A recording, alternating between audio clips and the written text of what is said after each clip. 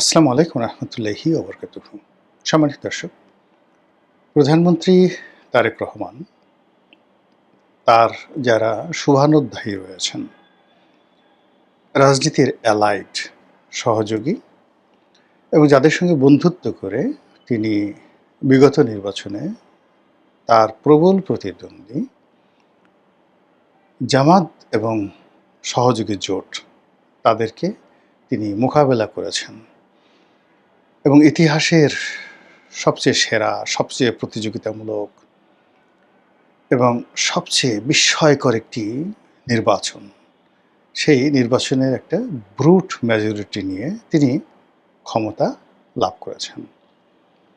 তো ক্ষমতা লাভ করার পর নানা রকম সমস্যা দেখা দিচ্ছে। প্রথম সমস্যাটা হলো ১৭ বছর বা ১৫ বছর ধরে যারা রাষ্ট্র পরিচালনা করেছেন, সেই শেখ হাসিনা। প্রতিদিন একটা না একটা যন্ত্রণা।